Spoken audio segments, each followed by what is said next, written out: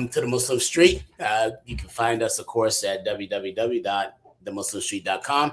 I've got a great show on hand. I am Malik Aziz, one of the co-hosts, Dow 423, also the executive producer of The Muslim Street.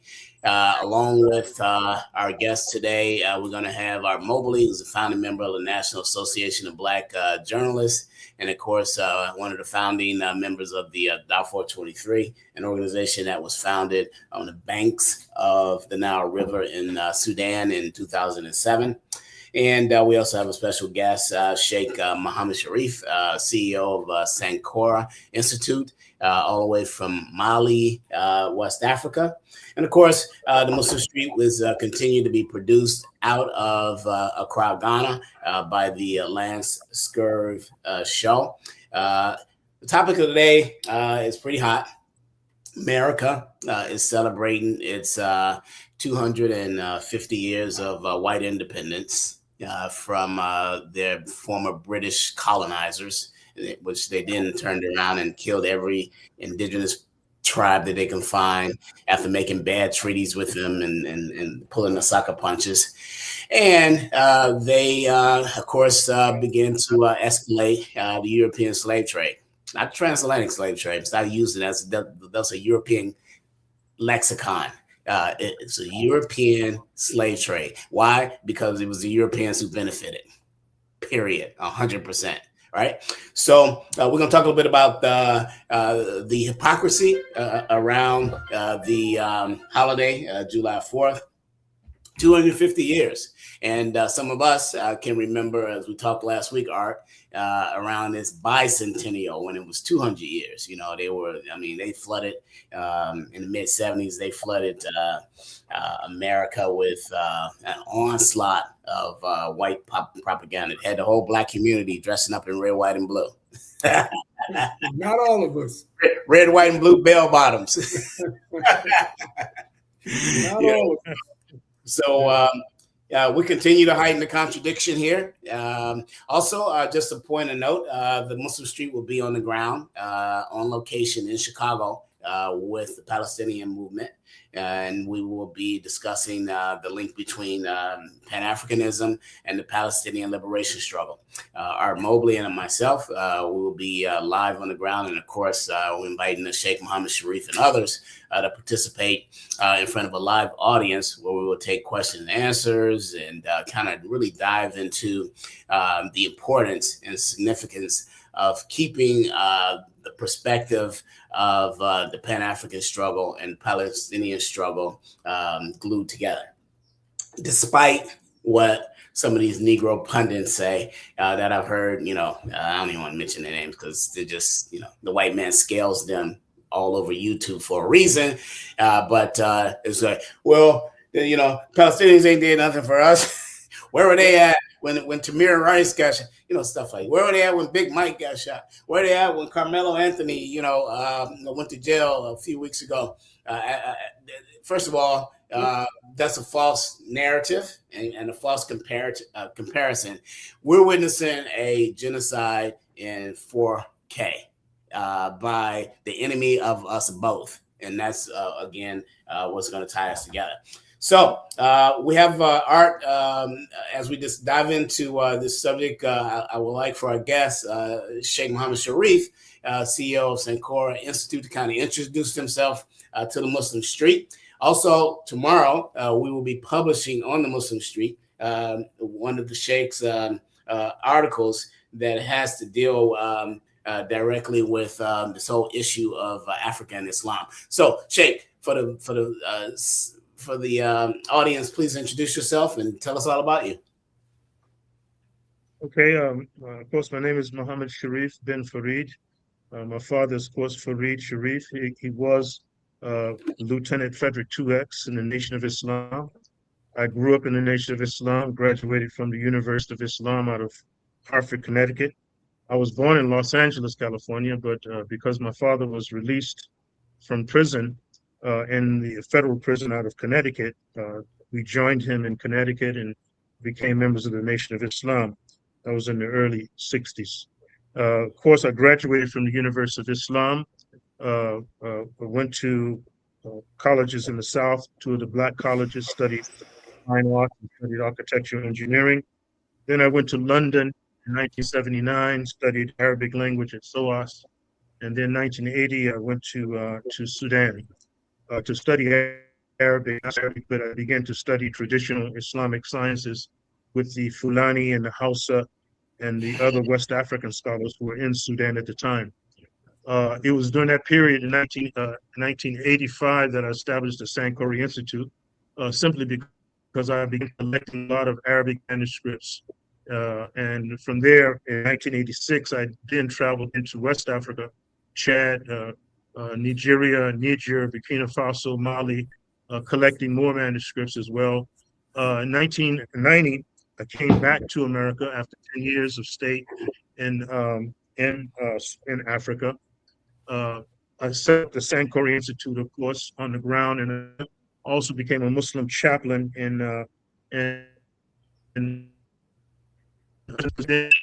California, two prisons area in California.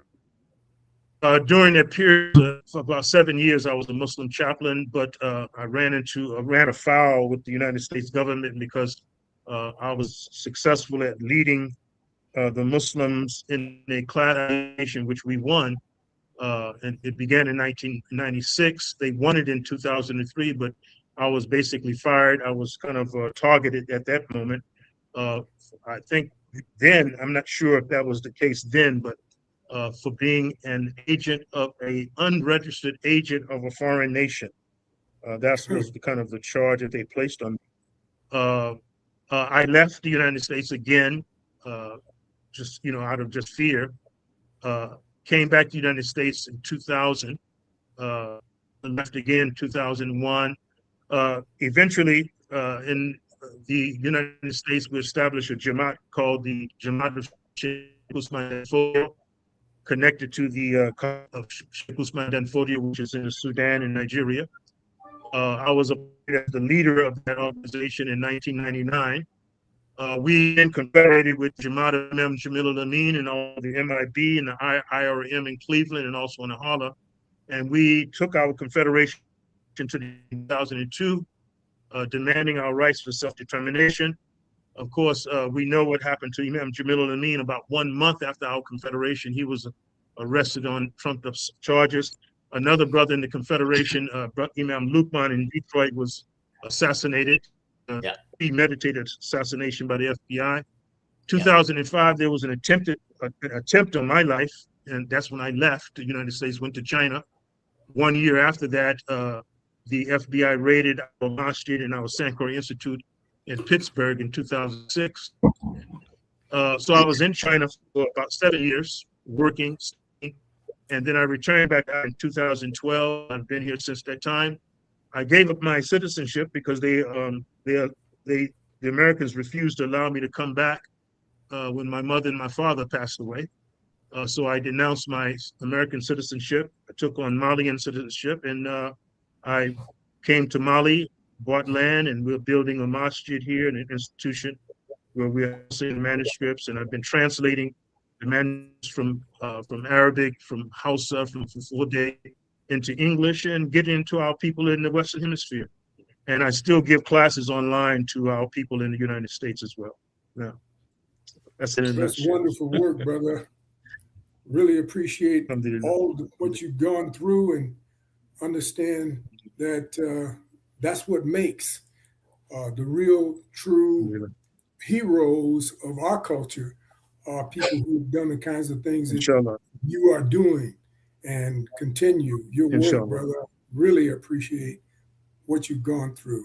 Inshallah. Some of the people that you met along the way and worked with are very close to us. Of course, I know you mentioned H. Rap Brown. That's right. Particular name is probably more identifiable among those that you mentioned. May the Prophet have, or may Allah have mercy on Ameen. Absolutely. I appreciate. He was here in Arizona, of course, in Tucson, and my own brother, who was an imam, within the prison system in Arizona was close to him. So I'm mashallah. Yeah. So Mashallah.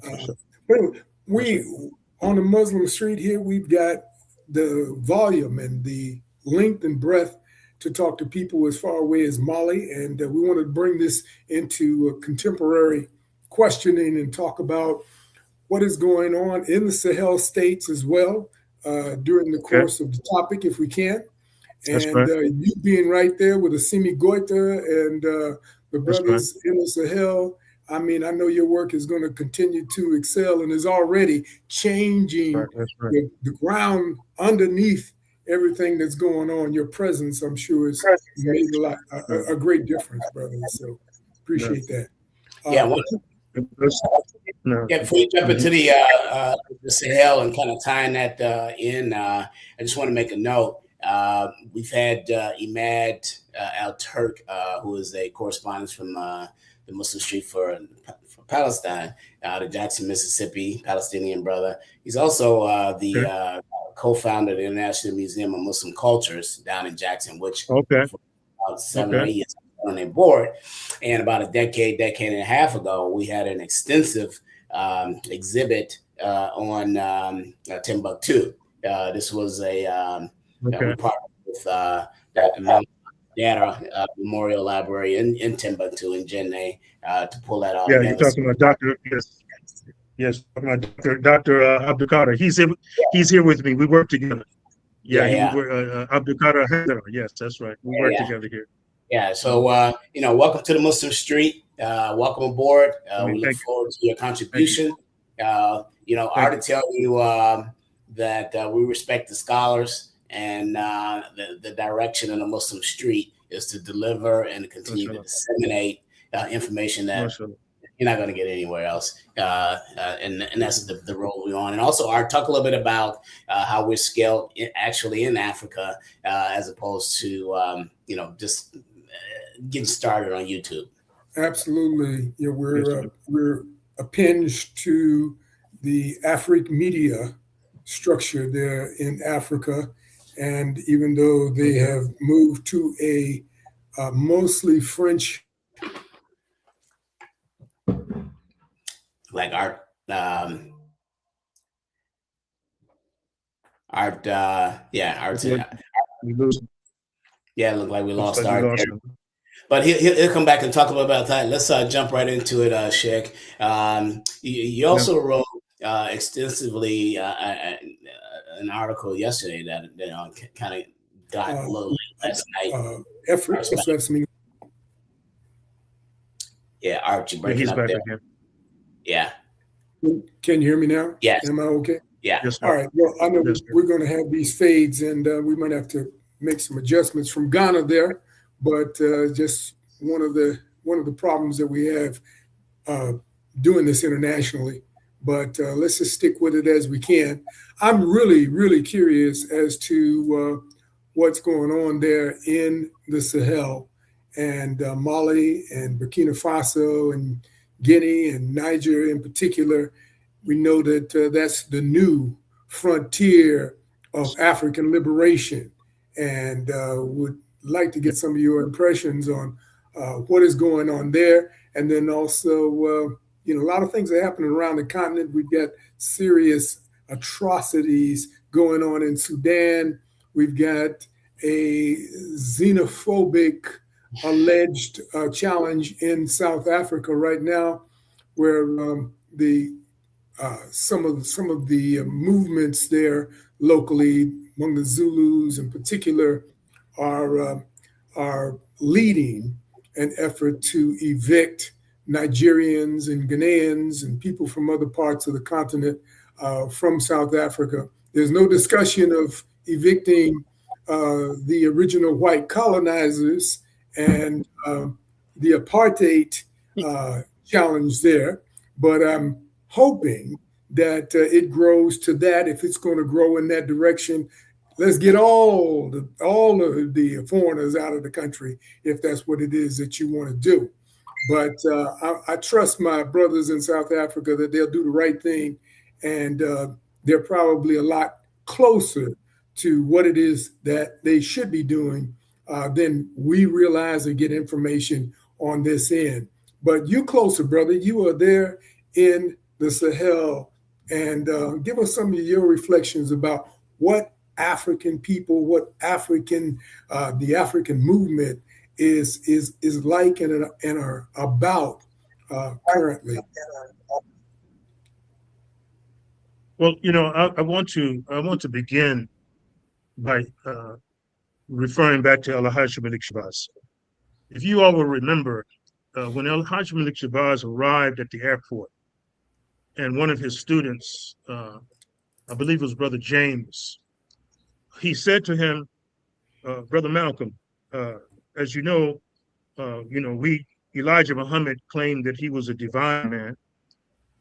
He was a divine messenger. Now that you've left the Nation of Islam, are you also saying that you are a messenger, a divine messenger? And Malcolm almost immediately said, oh, no, brother. I don't claim to be divine.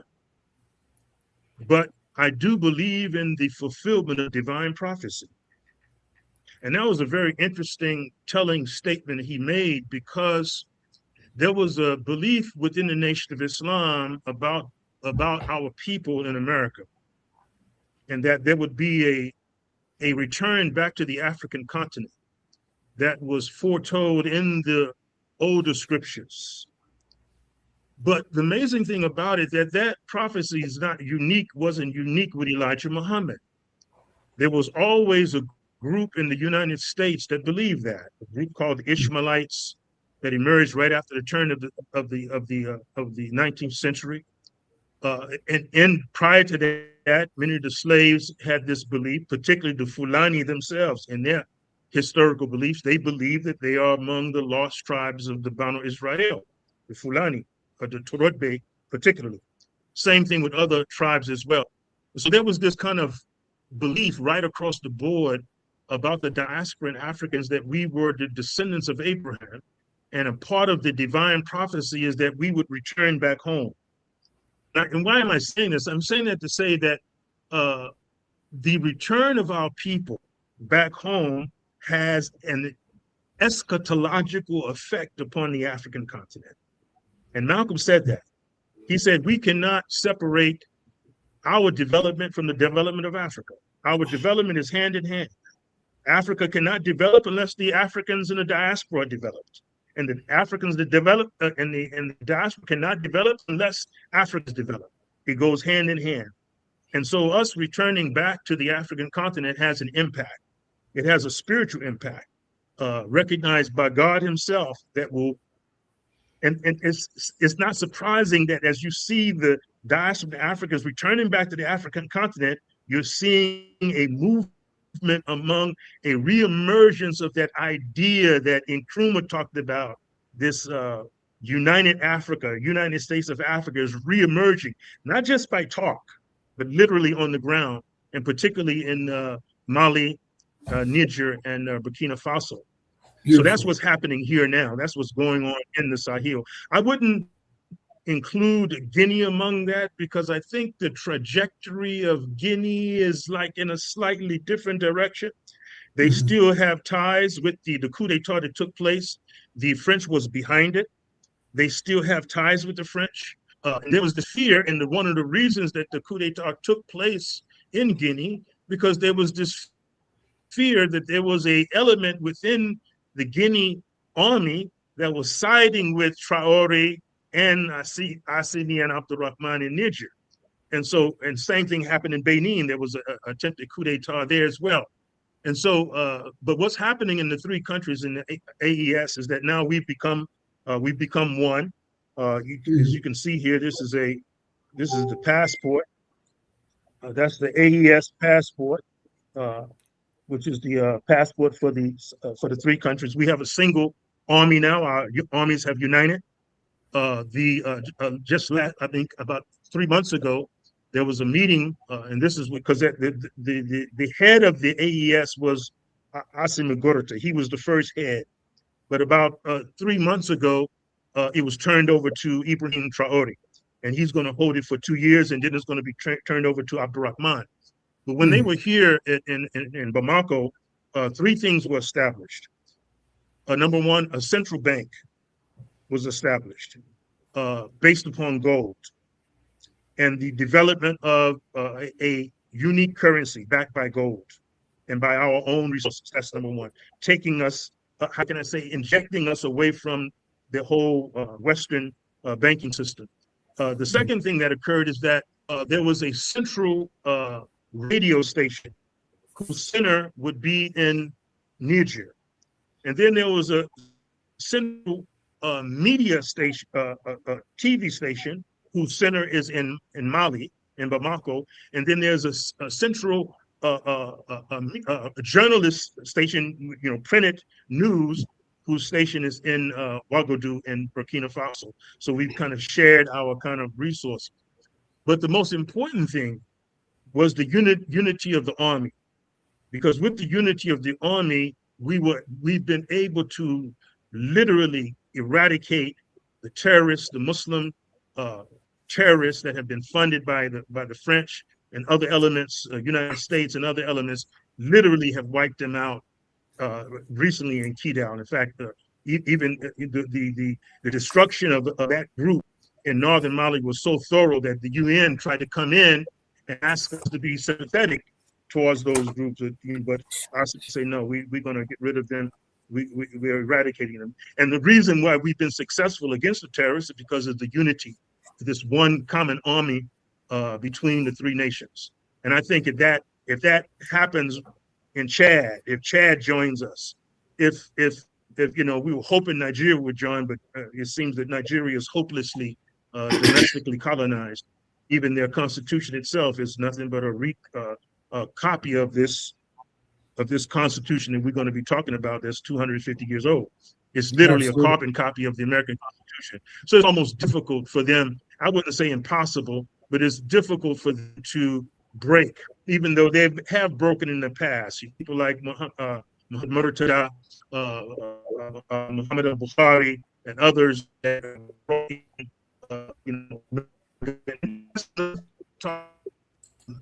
people who have we're having a little bit of military audio. Government. Yes, sir. Can you hear me now? Audio difficulty. Yeah, we've got you back, brother. I want to just ask you, when you mentioned that Chad is possibly helping, Idris is potentially going to come into that alliance. Is there any hope that Northern Sudan also would be a party? And I know that as soon as they get ready.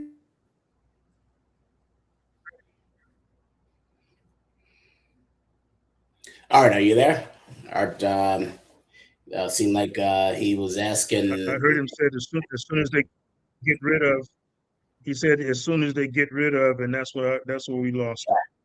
Yeah, we'll let Art bounce back in, but let's go to your piece that you wrote concerning the United States Constitution, and you talked about the Sahel, one of the countries copying that. One of the things that you write is that under the Declaration of Independence, as a precedent, is that the United States refuses to grant internal self-determination to its historically oppressed national minorities. Now, here's the context to that. Dr. Conrad Worrell, who passed away in 2020, founding member of the National Black United Front back in 1980.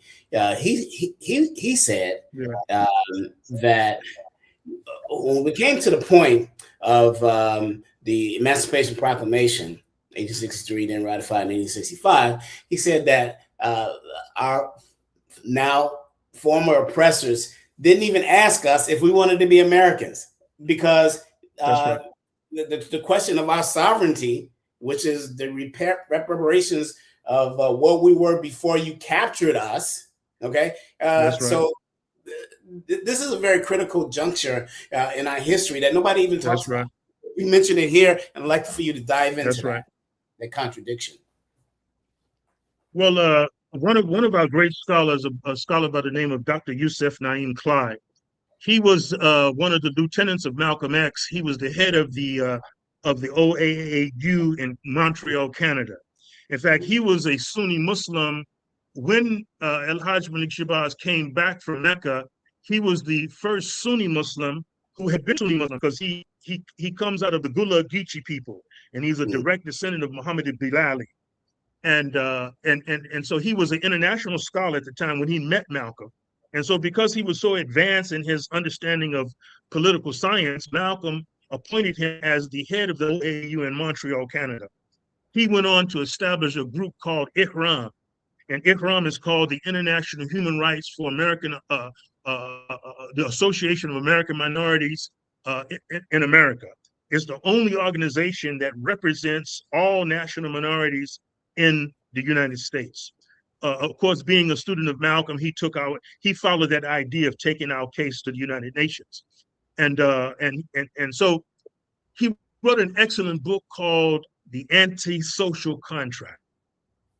And in that text, he shows you how the Constitution basically was a social contract between Anglo-Americans, landed, wealthy Anglo-Americans, and it was a social contract that acknowledged a kind of caste system for other Europeans who came in, that the other Europeans who came in who were not Anglo-Americans, they had to submit and acknowledge the predominance of the Anglo-American value. Right. And then the number one, that the black man and the Indians were basically not recognized in this social contract. And he wrote a book called The Anti-Social Contract. I suggest you get it. It's an excellent read. He's looking at the Constitution from the perspective of international law, human rights, international law. But he tells you that the Constitution itself was a slave document, and it was a slave document. That it was a document that did not even acknowledge, at least with the Indians, it mentioned the Indians twice in the document. But the Native Americans, or the First Nations of America, are basically mentioned as foreigners. They just as foreigners who were allowed to live in a land controlled by the Anglo-Americans. As for the African Americans, they were not even recognized. And there was a reason for that, not to recognize them. However, one of the things that Dr. Clyde points out also in his book is and talks about the law of against Andrew Jackson. His wars against where he made wars in Florida, because that was a place where freed Africans were making raids from Florida into Georgia, and they were capturing slaves and freeing them in Georgia. And there was like almost an independent African state emerging in the Florida. So Andrew Jackson went down and he destroyed that. And there was a particular fort called Fort Negro, or some people call it Fort Musa, which literally was bombed, and it killed almost all the men and women and men who were there in that fort among the Seminoles. And of course, we know that the Seminoles were driven out of Florida, and they were driven into Oklahoma. And then later on, they were driven from Oklahoma by racists as well. So this idea of an anti-social contract, that the Constitution basically to us is not considered a law. We shouldn't consider it a law unless, and this is the question, is that is it possible for the Constitution to be amended in order to give rights of citizenship, real citizenship, to the African Americans? Well, the 13th, the 14th, and 15th Amendments were established exactly for that, but we notice now that there's been a rollback from that, and most of the rights that we gained, whether it be voting rights, etc., have been rolled back to the point where we're back now where we started from before we gained those rights in 1964. So Malcolm's solution was that you cannot address the civil rights within the United States within the context of a constitution, which is a slave document. In order to deal and bring about amelioration within the United States Constitution, which is a 250-year-old Anglo-American social contract between them, maintaining Anglo-American white supremacist power, the only way you can address that is through international law. And when I say international law, is that the rest of the world has looked at it, and not impose anything on the United States, but first give recognition to the indigenous national minorities of America for their rights for self-determination. So if the indigenous national minorities, such as the African Americans, the Native Americans, the First Nations, if we decide to come to the same conclusion that the Americans came to when they wrote the Declaration of Independence, when they said, when it comes to, after years of oppression, you have to make a choice. Well, if it comes to that, well, we have to make that choice, a choice that the Black Liberation made, the choice that the Republic of New Africa made, and a choice that some members of the Black Panther Party made as well. But Malcolm's choice is just don't make the choice. First, take the case to the United Nations. Take it before the nations, because, as Malcolm said, we may have some sympathizers at the United Nations in the international community who are tired of the United States meddling in other nations' affairs. And they also perhaps want to meddle in America's affairs. And people don't realize that was a part of the secret agreements that occurred in Canada and the United States 1972 to 1979, when Kissinger was having secret meetings with Mao and Zhou Enlai. The basis of those meetings was that. Why? Because what was the first thing happened when Martin Luther King was assassinated? Mao Zedong came public and said, we, the people of the People's Republic of China, we support the national liberation movement of African Americans in the United States. And what happened after that? Immediately, the Black Panther Party in Oakland, they connected with the Chinese, and the Chinese gave them the red books, and the brothers was selling those red books. That's how they was gaining money to feed the children and open up the clinics and stuff like this by the sale of the red book. And selling red books to hippies and a whole bunch of people in San Francisco all the way down to Los Angeles.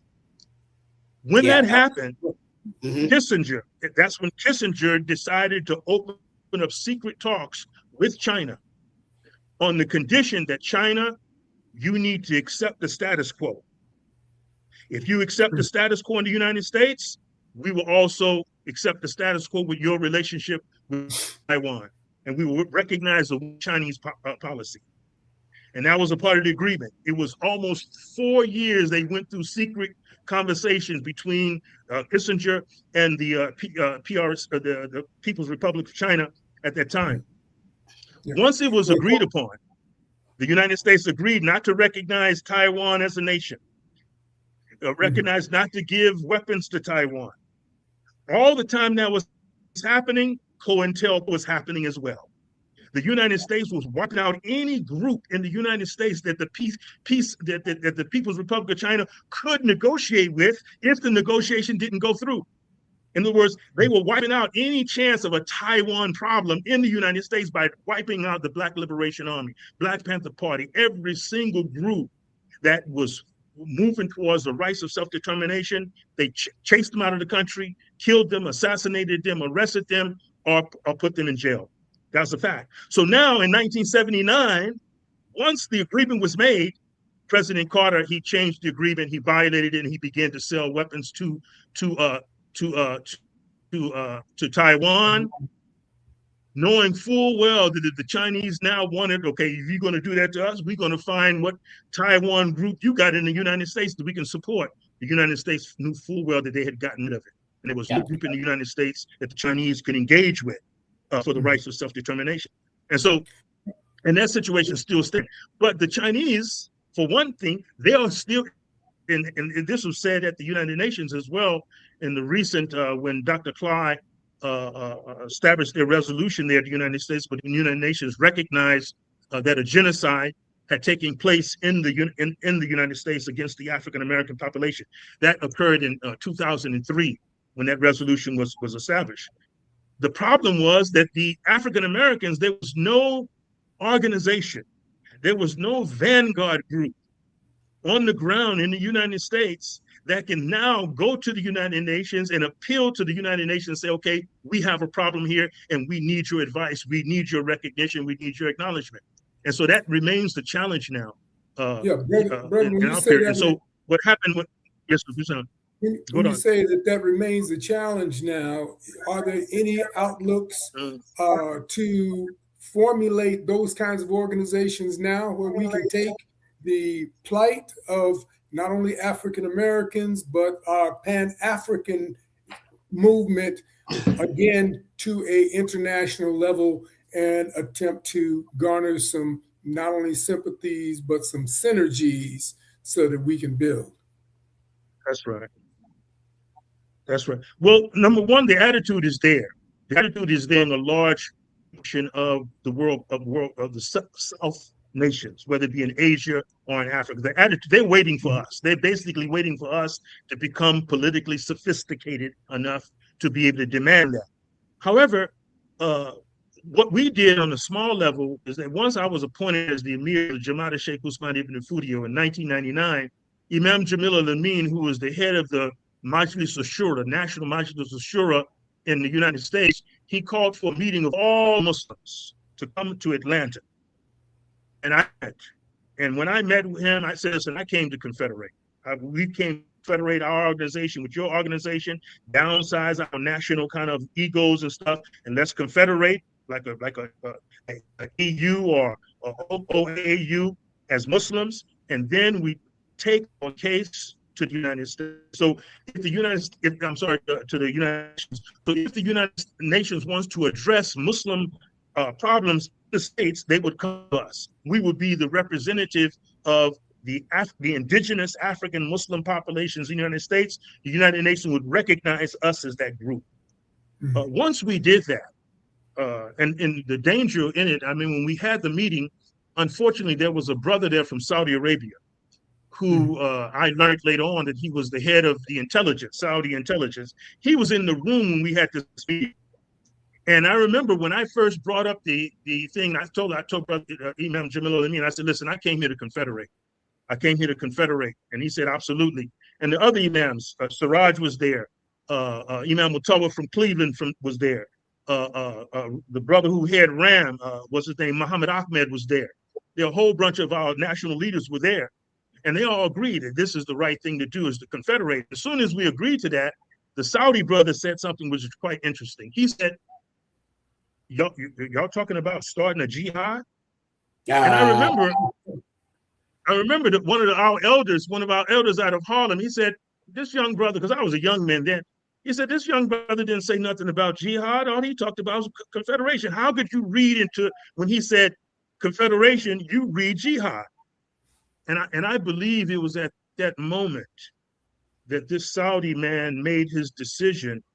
For whatever reason, he was in the meeting, that he basically gave his report to his colleagues or his the people that he worked with, the United States intelligence.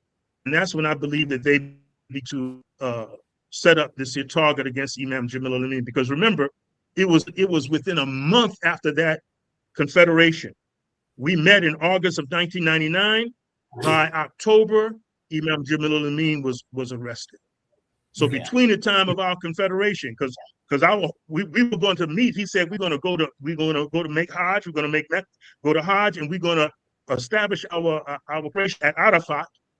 And then I was hoping that he can come with me to Sudan, because literally I preferred him being the leader of our Jamaat. I wanted him to be the leader because Imam Jamil al-Amin is one of our profound elders. You know what I'm saying? That would have been an important development. That would have been an extremely important development to take him to Sudan at that time. Of course. Yeah, absolutely. We're listening to this is the Muslim Street. This is what we do on the Muslim Street. But it never happened. Yes, absolutely. Absolutely. But it never happened. He was arrested within a month's time. Yes, sir. Yes, sir. And this is the Muslim Street. We wanted to do a little bit of house cleaning here and housekeeping. This is where you find discussion that you won't be able to find anywhere else, for sure. And certainly we're attempting to take back the narrative and give it to our people, our brothers, our families, our sisters, so that we can carry forth on this system of internet technology. But again, you're listening to the Muslim Street, and we invite you to like the programming, also subscribe to what we're doing, get in touch with Lance Scurv, and even donate if that would be your wish if you have the capacity to do that. And we would be much appreciated. But just telling people about it and being positive about it, Malik? Yeah. Before you got cut off and dropped off before, you would explain it to the listening audience and also Sheikh Mohammed, the scaling of our show, the Muslim Street across Africa. And then let me take care of something technically here, and I'll get back to that point. Remind me of that, but you go ahead, Malik, and talk with our guests. You're listening to the Muslim Street, and I'll be right back. Okay, no problem. Yeah, one of the things that's significant about your narrative, Sheikh Mohammed, is you historically have connected the struggle to that counterfeit document called the Declaration of Independence, and the quote unquote African slaves being freed in the 1860s. To the present struggle. This is significant. A couple of things that I want you to respond to. First, there was an American, what I thought was an American project in 1822, created Liberia through the American Colonization Society. The settlement of quote unquote freed African slaves from America. They go back, and then by 1847, they decide, we want our own sovereignty, and they create Liberia, the first independent republic in Africa. Now, I want you to hold on to that, and I want to restate how brilliantly you deconstructed the defeat of the Black liberation struggle. Okay, and you brought in some elements that we've been talking about on the listening audience from a 30,000 foot level, but you brought it home granularly, and we want to continue to do that. You talked about the head of RAM and the integration with Malcolm, Revolutionary Action Movement, the defeat of the Black Liberation Army, which was largely Muslim. Dorob bin Wahad, Sunday Akoli, all Muslim. As we move into the 1970s, those break away from the Black Panther Party, all defeated, jailed, and Dorob, we've had him on the show. He spent 18 years, prime years of his life in the 70s and the 80s, locked up in a cage on false charges, and they were able to defeat the movement. So by the time 1979, which you mentioned as a significant piece vis-a-vis China, identifying the vanguard inside the United States. There is no vanguard. Okay, the vanguard had been defeated. We have been talking about. So on those 2 points, Liberia, this faux sovereignty and what became of that, and then also honing in on this transition point where things were ready to kick off, and the international community ready to come in, and then they find the United States government has been successful with COINTELPRO. Now, there's a Sufi saying, a saying among the Sufis. It goes, "Nihayatuka fi bidayatuka." Your end is in your beginning. In order to understand the experiment that took place in Liberia, you have to understand what was its origin.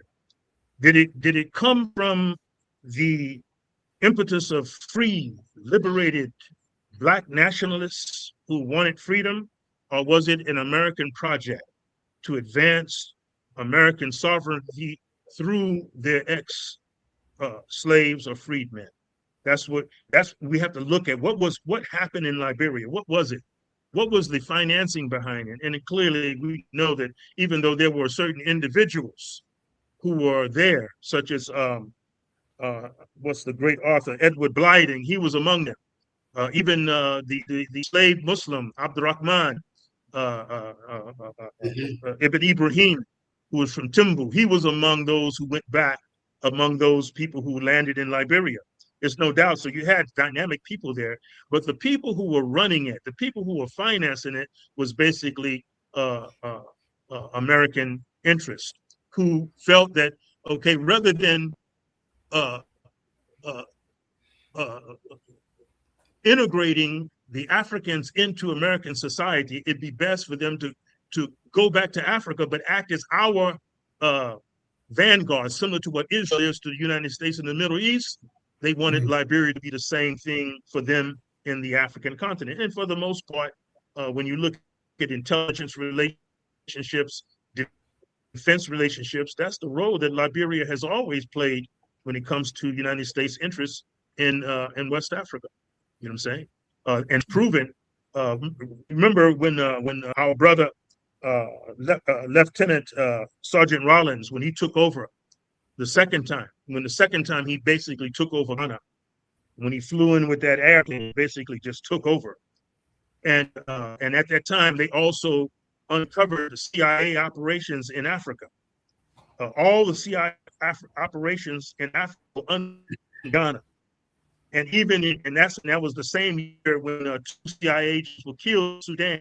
When I was in Sudan, it was 1984. 1986. No, 1984.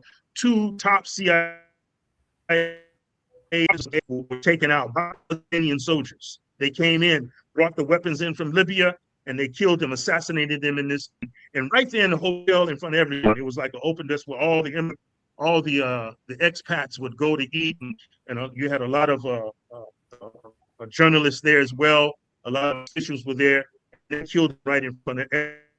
And the amazing thing how that happened is that Sergeant Rollins and his people were able to uncover CIA operations, and the role that Liberia played in the development of these here assets in Africa as well. And so Liberia has always like a point guard for American interests, similar to what Israel is. Israel is, people be thinking that Israel is an independent nation. It's basically a satellite of the United States. Has always been a satellite of the United States. It's been the point guard for America's interests in the Middle East. So Liberia was headed towards, that's what they wanted for Liberia. And that was its beginning. Yes, sir. Brother, when you mention Israel and we look at what's going on right now, we're looking at the dismantling of the Israel and the Israeli structure. And they've essentially earned this because they engineered the attack on Iran, and Iran is making them pay.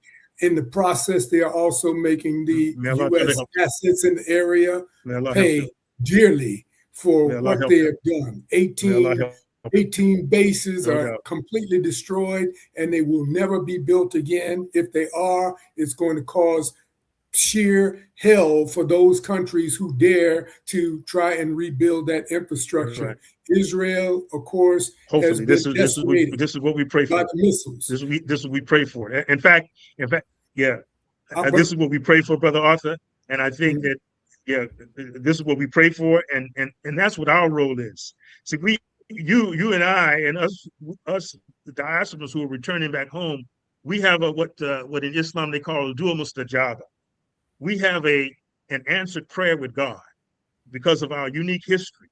That criterion that you just said, it can happen, especially if we put our spirits and ask Allah subhanahu wa ta'ala to well, this is almost Allah subhanahu wa ta'ala give victory to the Iranian people. This is almost a complete structure because Israel is in fact being dismantled as we speak. They are already talking about where are they going to go next. They know they have to leave the region. They want to go to Kenya. They want to go to Uganda. They want to go to Argentina.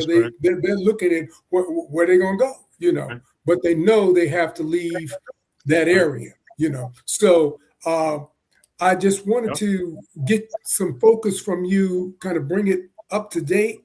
I know we've got a lot of history and we've got a lot of things that we have to share with youth and with young people and a movement that's just below the surface throughout the world of Pan-Africanists who need to have some structure. Africa will be free.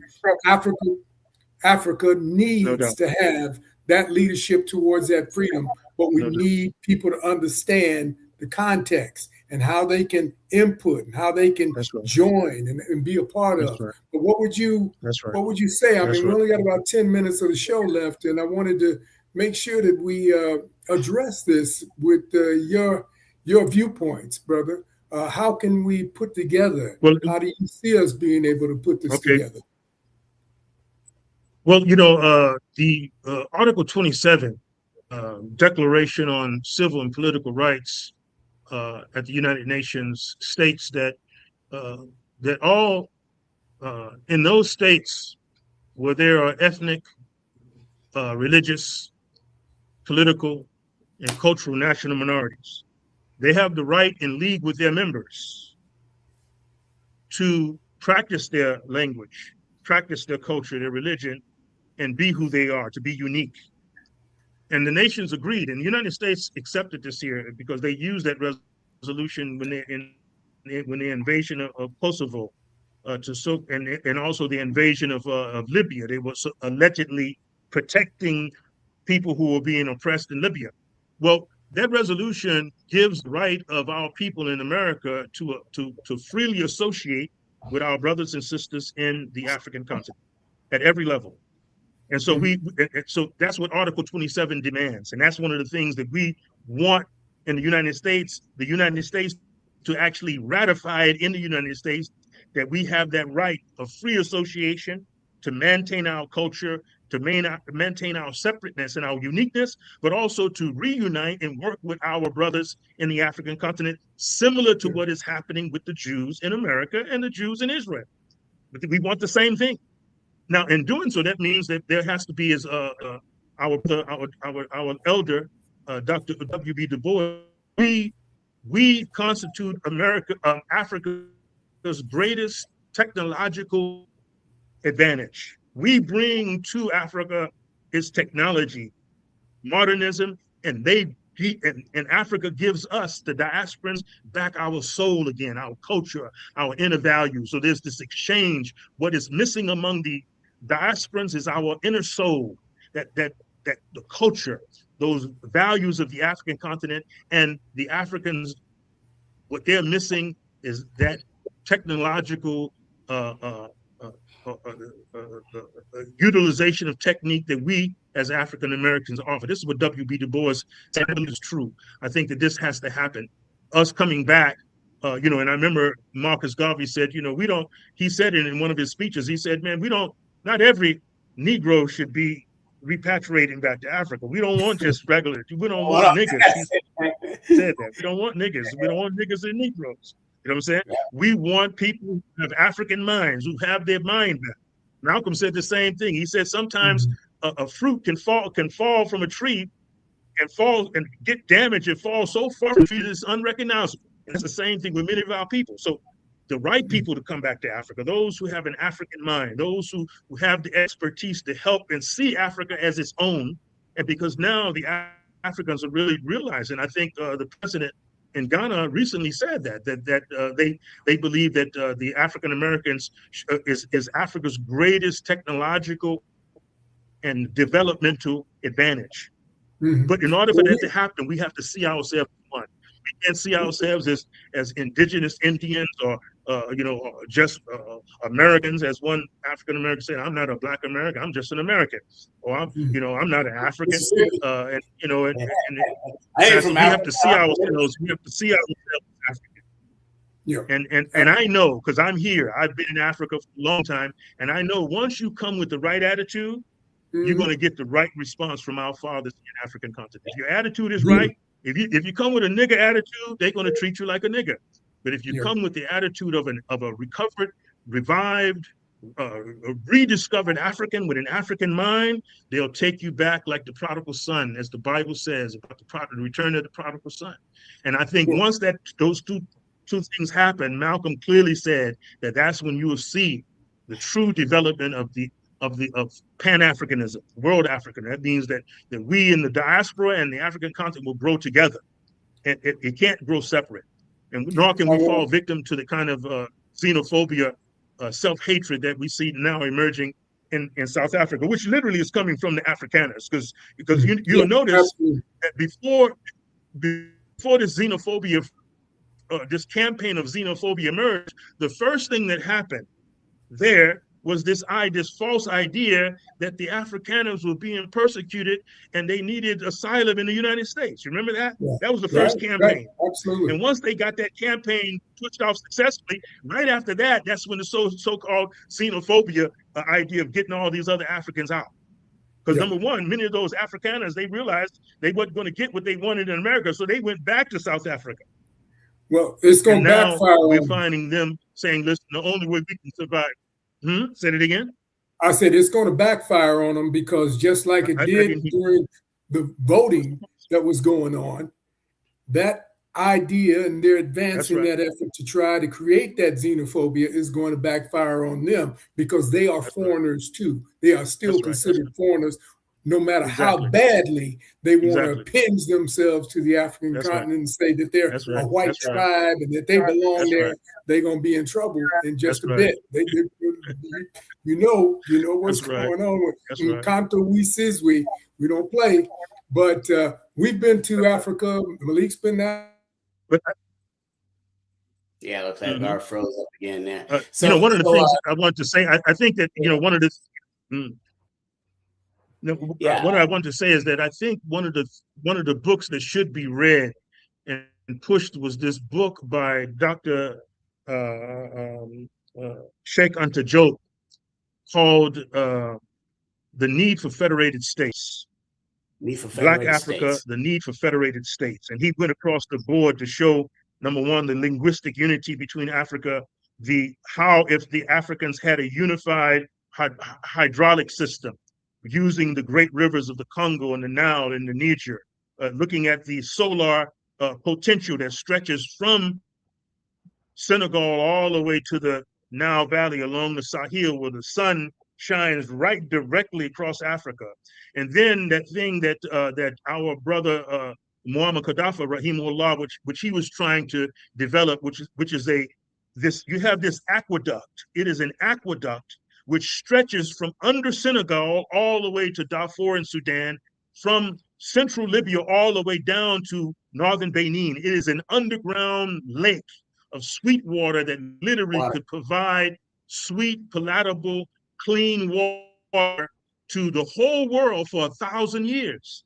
And of course, Muammar Gaddafi was trying to take advantage of that for the benefit of Africa. And one of the first things that the United Nations, that the Obama government bombed was that development, those pipes and stuff that was bringing up that water. And so the potential is there. The aqueducts that would provide pure water, because the majority of the sicknesses in Africa is a result of water which is not pure, unclean water. Once we can resolve that problem, boom. But not only that, it will bring about irrigation where these here nomadic tribes that depend upon pastoral cows and camels and goats won't be at war competing for arable land with those who farm the land. But once that water comes up, that means you're able to make a whole part of the desert clean again.